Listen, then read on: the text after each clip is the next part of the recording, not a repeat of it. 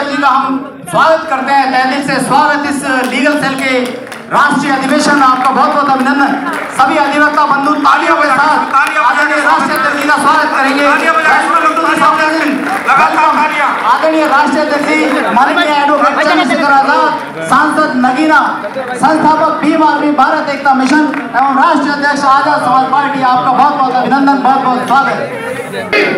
आदरणीय राष्ट्रीय अध्यक्ष जी का वेलकम टू दिस प्रोग्राम, आपका अभिनंदन, बहुत बहुत स्वागत, बहुत बहुत स्वागत।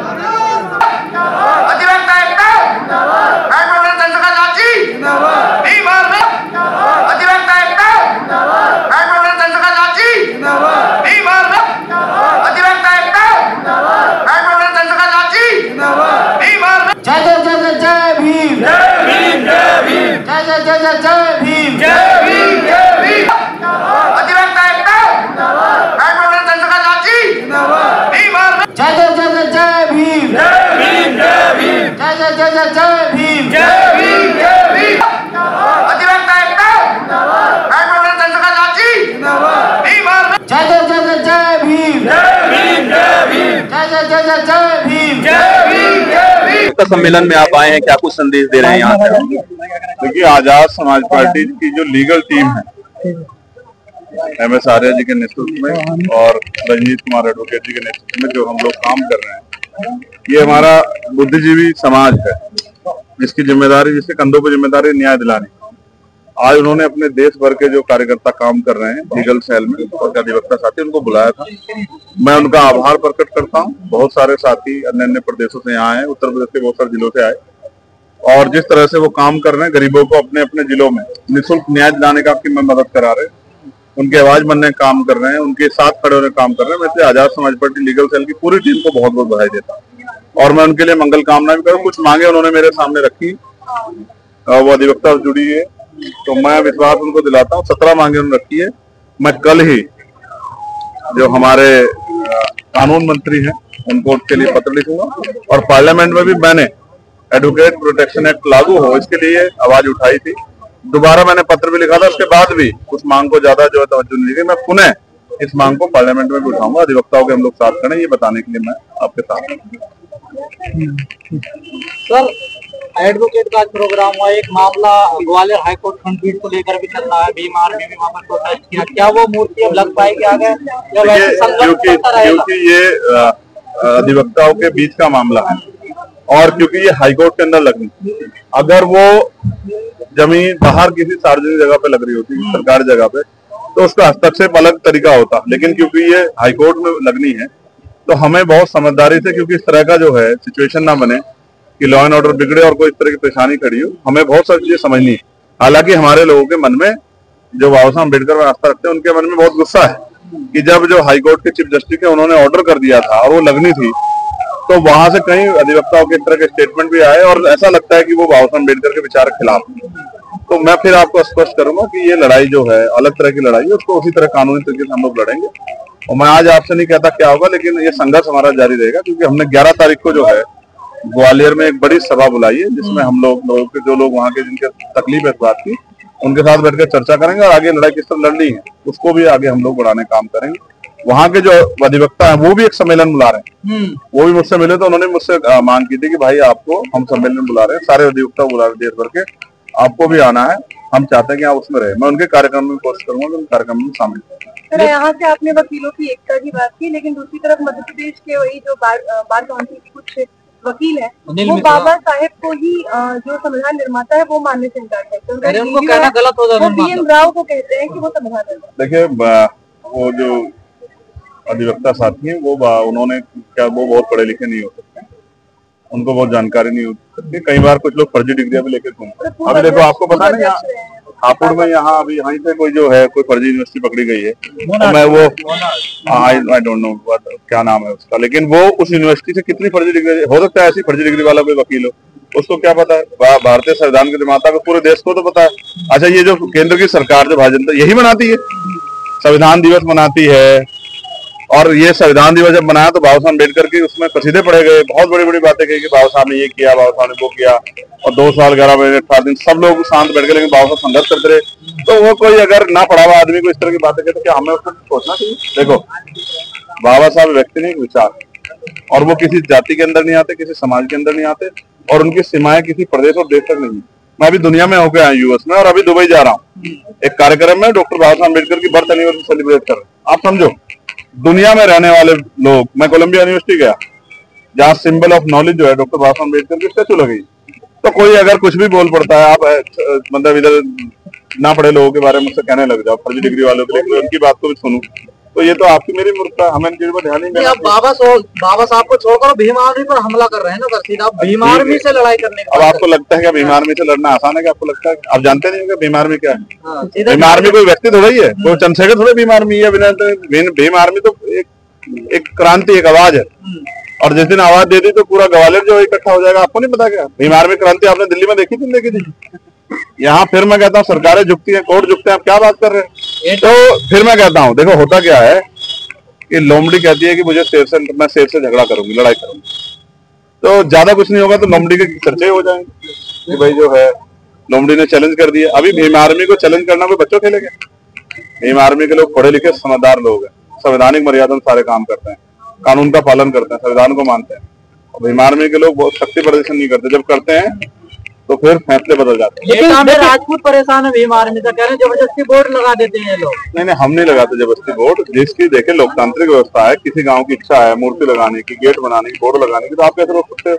और दूसरी बात, मैंने कई बार समझाया है कि एक्शन का रिएक्शन होता है। किसी को ज्यादा दबाने का काम करोगे तो कल वो आदमी डट के खड़ा हो जाएगा, फिर क्या करोगे? एटा में यही तो हुआ है, और एटा जैसी सिचुएशन कहीं और जगह बन सकती है।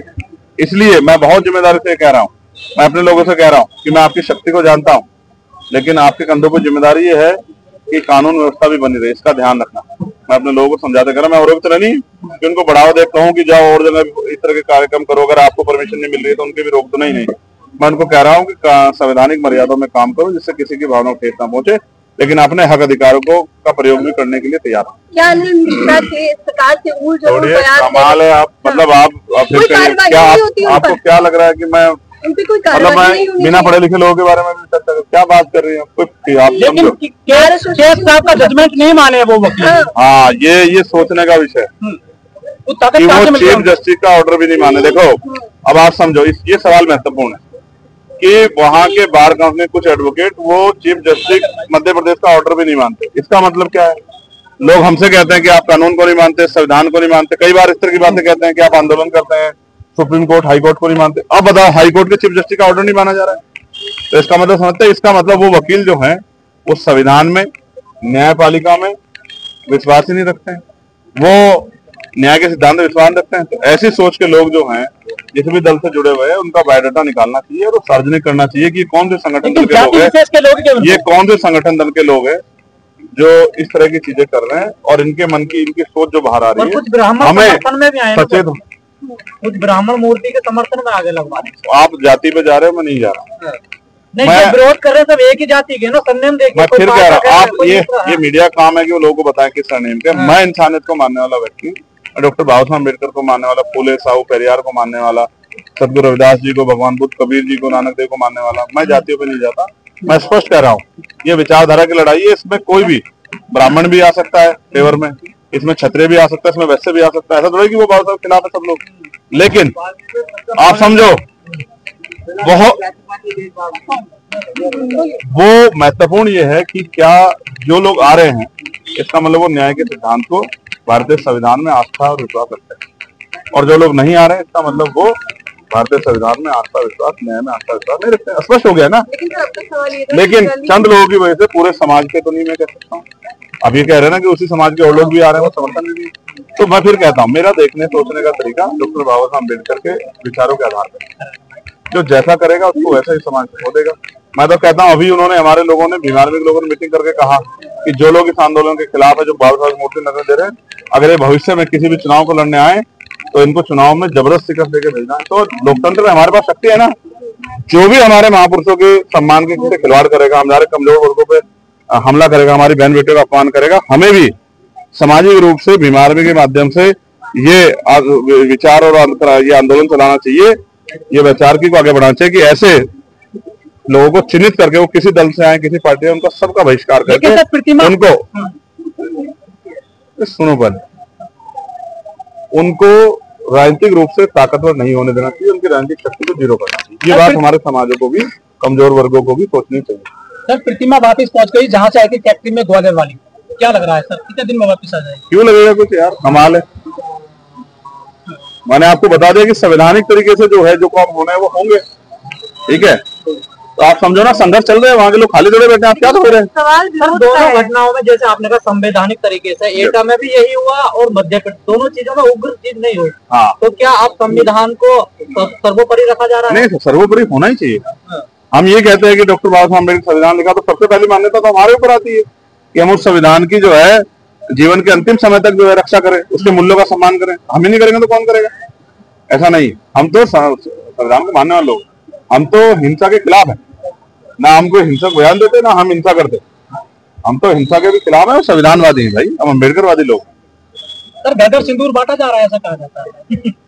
खंडन कर दिया बीजेपी ने, खंडन कर दिया। आप क्या बोलते? सवाल ये है कि अब तक गली मोहल्लों में जो चीजें होती थी, जो विरोध जताए जाते थे, वो न्यायालयों में, जो न्याय का मंदिर है, जहाँ वकीलों की जो बात की जाती है, तो वो दूसरों को न्याय दिलाने का काम करते हैं। जब वो इस तरह से खुल के जातिवादी मानसिकता दर्शाने लगते हैं, तो समाज में एक चिंतन जाता है कि आखिर समाज जा कहाँ रहा है। ये देखिए, चारों उंगलियां भी बराबर नहीं होती। हर समाज में एक तरह के कुंठित लोग होते हैं जो पुरानी मान्यताओं को आज भी आगे बढ़ाना चाहते हैं, उनको सर रखना चाहते हैं। ऐसे लोगों को हम लोग सामंतवादी, जातिवादी, और अब हमने नया नाम जो दिया है वो है जाति आतंकवादी, जातंकवादी। अब समझो, ये जातंकी, जाति आतंकवादी, चातंकवादी जो लोग हैं, यही वो लोग हैं जिनको काशीराम साहब कहते हैं कि मैं ब्राह्मणों का विरोधी नहीं, ब्राह्मणवाद का विरोधी हूँ। जिनको बाबा साहब अम्बेडकर कहते हैं। आपको पता है मनुस्मृति किसने जलाई? बाबा साहब अम्बेडकर ने ब्राह्मण समाज के एक आदमी को समझाया कि भाई ये मनुस्मृति तो महिलाओं के खिलाफ है, और आप कहते हैं कि हम महिलाओं का सम्मान करते हैं, तो आपको इस मनुस्मृति को जलाना चाहिए, तभी तो मनुस्मृति जली। आप समझो, हर जगह अच्छे लोग भी हैं, बुरे लोग भी हैं, तो हमें बुरे लोगों का विरोध करना है और अच्छे लोगों का साथ बढ़ाना। अगर सोचो हम उन अच्छे लोगों का साथ नहीं बढ़ाएंगे तो फिर उन समाज में अच्छे लोग कहां से तैयार हो पाएंगे? कई चीजों की जिम्मेदारी हम पे भी है। अगर हम सामाजिक परिवर्तन चाहते हैं तो हमें इस बात का ध्यान रखना है कि जो किसी भी जाति धर्म का आदमी सामाजिक न्याय के साथ खड़ा है, सामाजिक समानता के साथ खड़ा है, सामाजिक मूल्यों का, संविधान के मूल्यों का सम्मान कर रहा है, उसका विश्वास बढ़ाना, उसकी ताकत बढ़ाना, उसका मनोबल बढ़ाना भी हमारी संविधानवादियों की जिम्मेदारी है। सर, बनते जेल में था बिनाचार्य। हाँ, कल मैं गया था बिहार परसों, और मैंने बहुत जोर शोर से उनकी मांग उठाई कि बनते विनयाचार्य जी को झूठे आरोपों में जेल बंद किया, सरकार को बनते विनयतन जी को बिना शर्त रिहा करना चाहिए। और अभी बिहार की हमारी टीम शायद कल या परसों से लगातार जो है उनकी रिहाई के लिए और बीटीएमसी एक्ट खत्म कराने के लिए धरने बैठने का काम कर रही है। और हो सकता है हमारा जो इस बार राष्ट्रीय दिवस है 21 जुलाई का, वो बोध गया में ही हो, क्योंकि हमेशा उसमें लाखों लोग इकट्ठा होते हैं। ये एक तरह का सिंबल है उस क्रांति के लिए कि बीटीएमसी एक्ट खत्म हो और बौद्धिस्टों को बोध गया में उनके हक अधिकार मिलने चाहिए। उनका जो है बोध गया पे, उसकी वैचारिकी पे जो है उनका सम्मान होना चाहिए और वो उनके हाथ में।